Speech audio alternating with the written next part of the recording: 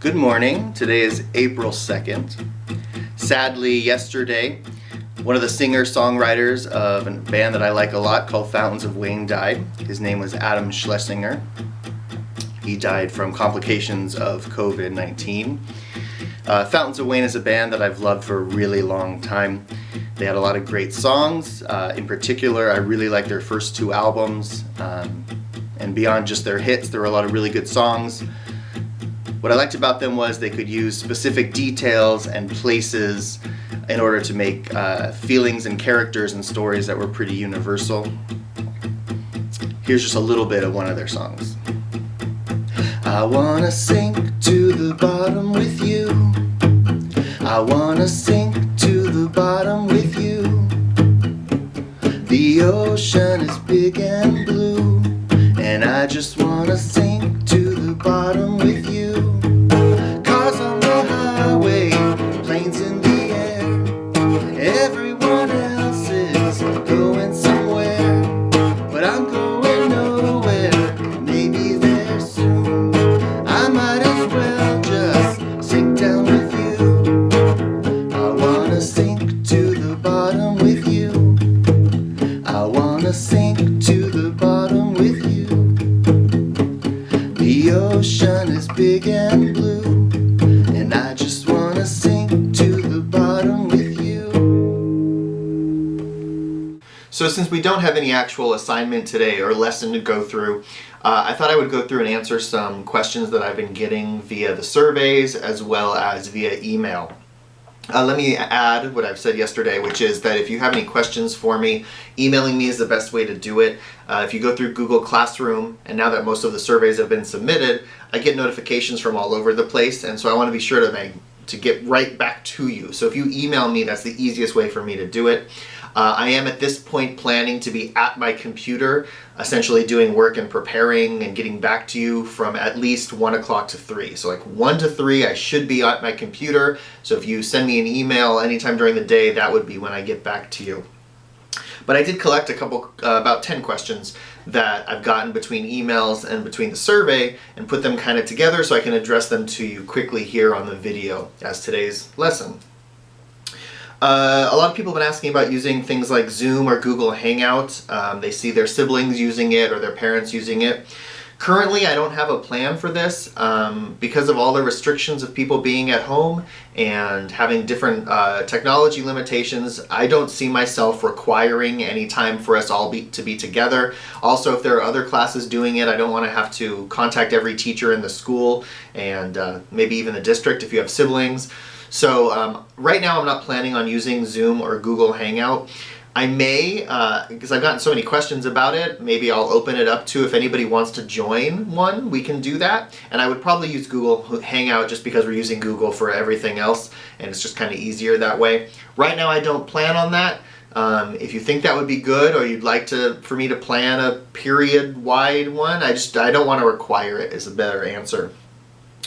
A lot of people in the survey and also in email talked about various limitations that they have, parents using the computer for work and maybe networks not working. A couple people actually said that their network, their Wi-Fi gets really dragged down because there's so many people between parents and siblings using computers and phones.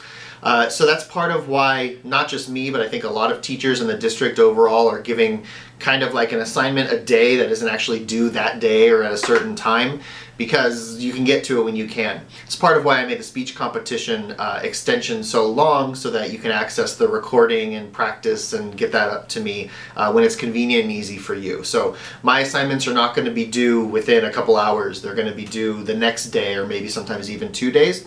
But the idea is that every day you watch the video here and then you have an assignment to do, and that's going to be starting on Monday for sure.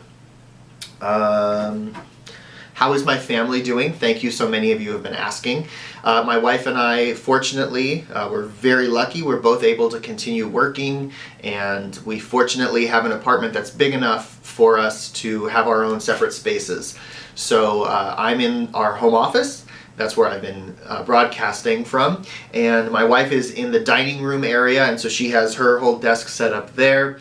And so for the duration of the day, the two of us are kind of in different sections of our apartment. so that we can get our work done and focus without bugging each other or asking too many questions, which is mostly me talking to her. She's got a lot more meetings. She's doing a lot of Zoom meetings, and I'm not. I'm talking to a camera and email, so me bugging her is the bigger issue here. My family, extended my brother and his girlfriend and my parents, they're all healthy. My grandmother is healthy, so that's all very good. I'm in a very, very fortunate position here, and I'm very grateful for that. Lots of people ask how I've been spending my time. I've been doing kind of a lot of prep for this, figuring out, learning Google. Coming on Monday will be the digital version of the lessons. Those of you that can't access it online, there will be a packet for you to pick up. You'll get information from the school about that. But there's a lot of learning. I find it very frustrating to be learning all of this all at once. And it's not bad, it's just very, very different.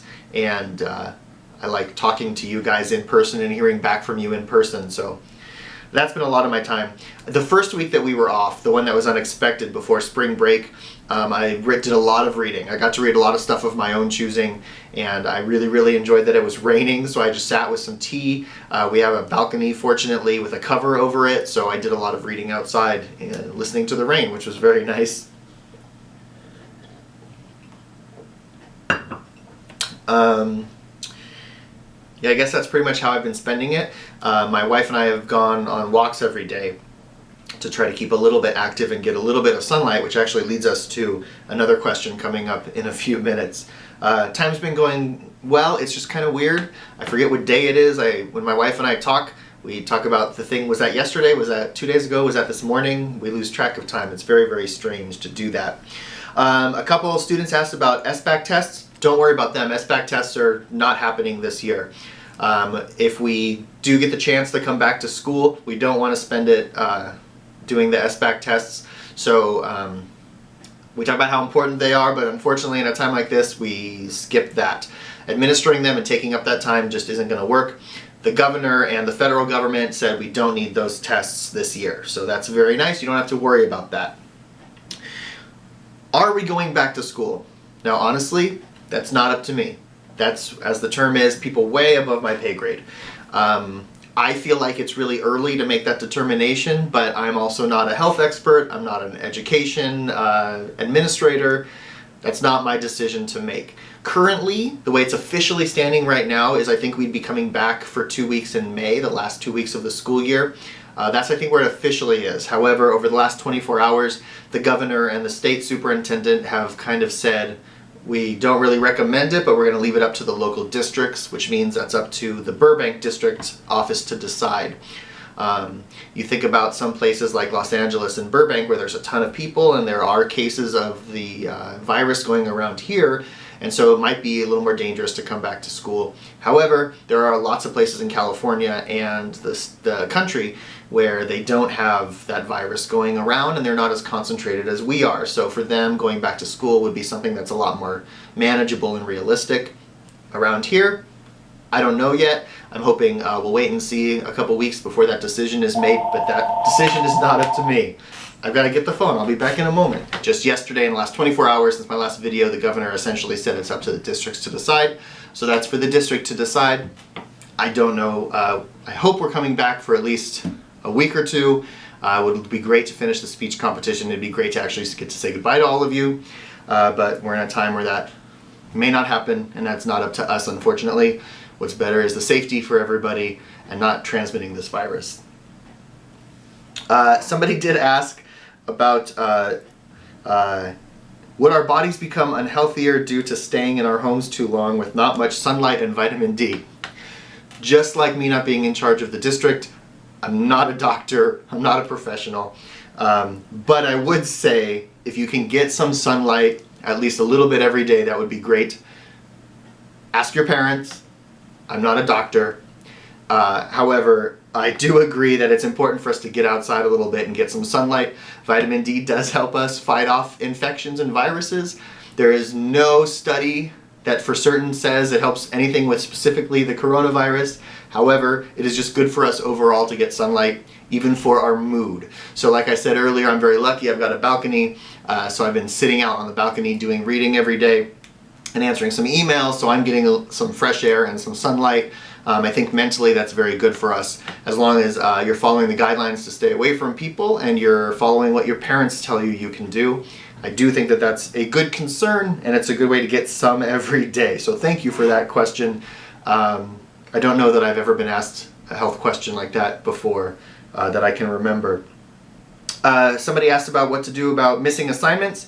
Even if I think I turned them in, I've graded everything that was turned in with a name on it. There's still a no-name basket, but I'm not going back to get the no-name basket, and I'm not going to show all these on the video. So if you're missing an assignment and you think you did it, email me and let me know.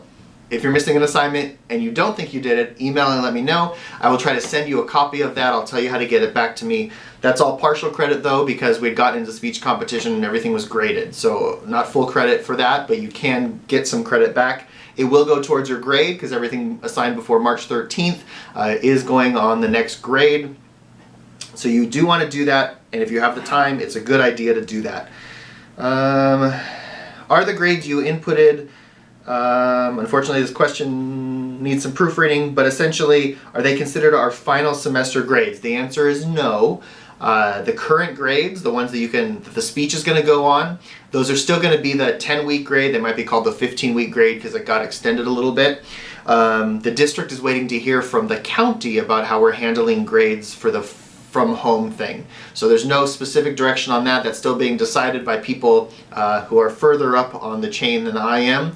However, it is good for your brain to do the assignments we give you, and also if they do end up counting for specific points or even pass-fail grade, you do want to do them because you don't want those zeros there. That's not going to be good.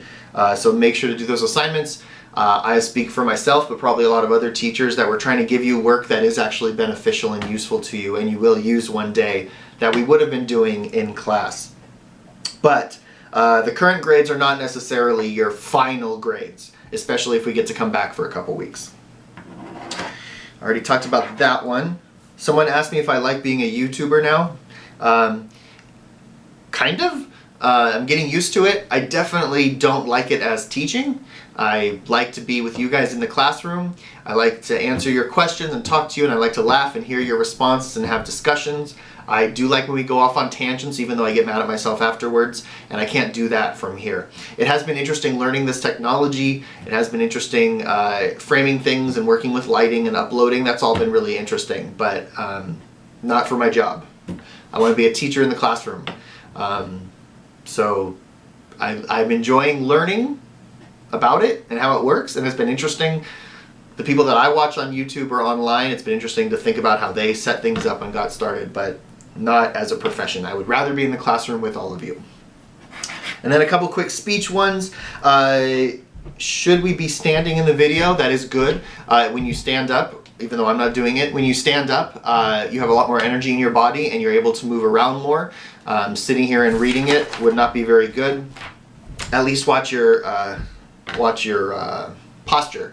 So if you're going to sit like I am, that's fine too. I recommend standing, but if you're going to sit like I am, that's fine too.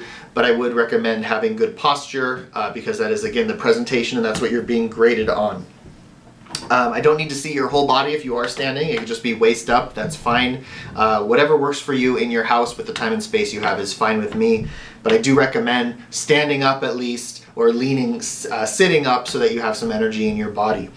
I answered that one. Then a couple people asked,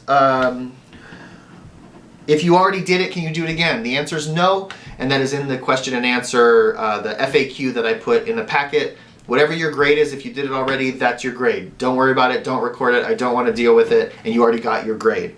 The only reason we've extended it is because of these weird circumstances we're in. That happens every 100 years or so. Can I change my topic? No, you can't change your topic. Your speech should have been done already, so starting over right now would not be a very wise thing to do. Don't change your topic. When I approved it, I approved it. If you have any other questions, email me. Maybe I'll do another question and answer if I get something repeated. Hope you're all doing well as well. Thank you very much for joining me today. I'll see you tomorrow.